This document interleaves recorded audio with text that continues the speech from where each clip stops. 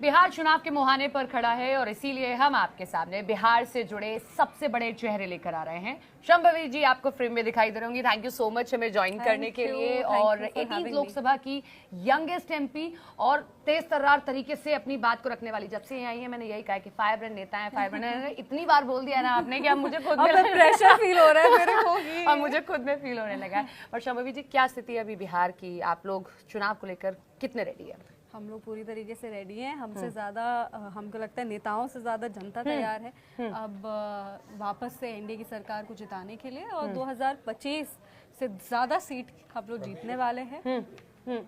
मैं ये जानना चाहती हूँ चिराग जी का क्या स्टैंड है जब बिहार में गोलियां चलने लगती हैं, तड़तड़ाहट सुनाई देती है, तो वो कहते नहीं भाई मुझे बड़ा बुरा लगता है कि मैं ऐसी पार्टी का समर्थन कर रहा हूँ, ऐसे संगठन का समर्थन कर रहा हूँ। हाल ही में राखी बांध कर आई है, भैया जी से पूछा नहीं कि अचानक से ऐसा काहे हो रहा है आपको? नहीं, एक्चुअली मेरे जो हमारे पार्टी के राष्ट्रीय अध्यक्ष है बड़े भाई चिराग पासवान जी काफ़ी ऑनेस्ट है अपने विचारों को लेकर के।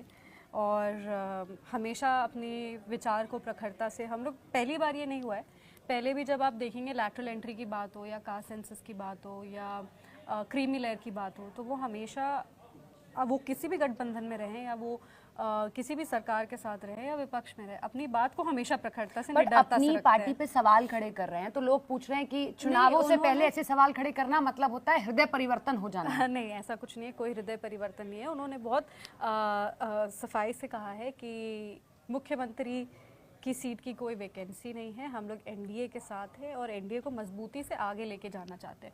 पर हाँ, डेफिनेटली जब आप गठबंधन में रहते हैं तो भी आपकी जिम्मेदारी बनती है, आपका दायित्व बनता है एक जनप्रतिनिधि होने के नाते भी। और एक नेता से बढ़कर, जैसे हम लोग कहते हैं ना, लीडर के रूप में वो कहीं ना कहीं अक्रॉस पार्टी लाइन हो, वो जाति धर्म से ऊपर उठ के हो, लोग उनको पसंद करें। तो ऐसे में एक जिम्मेदारी भी आती है कि हाँ, अगर आपकी कोई सोच है तो उसको आपको ईमानदारी से आगे रखना है। बट जब आप संगठन का पार्ट होते हो, जब आप उसी गठबंधन का पार्ट होते हो, तो अगर आपको शिकायत हो तो आपको जाके सामने बात रखनी चाहिए। तो क्या चिराग पासवान जी से आपकी बात हुई, रखी गई हो बात की, नीतीश जी से पूछा जाए कि अचानक इतनी गोलियां क्यों चल रही है, क्यों कारोबारी की मौत हो रही है? इसीलिए उन्होंने अपराध के खिलाफ अपनी आवाज़ उठाई थी और बहुत अच्छे से गठबंधन के तहत, हमको पता है कि उनकी काफ़ी गठबंधन के भीतर जितने भी उनके अपराध को लेकर के क्वेश्चंस थे उसको आंसर कर दिया। तो चुनावों से पहले ऐसी गोलियां हमेशा बिहार में चलती है, क्यों होता है ये? क्या एक पृष्ठभूमि तैयार की जाती है कि मौजूदा सरकार को टारगेट करना है, इसलिए अचानक से इतनी गोलियां चलने लगी हैं? और पटना जैसे शहर में और गांधी मैदान के पास अगर गोली चले तो निश्चित तौर पर सवाल सरकार से किया जाएगा। वो बहुत अनफॉर्चुनेट इंसिडेंट था और ऐसा नहीं होना चाहिए, क्योंकि गांधी मैदान जैसा जो जगह है वो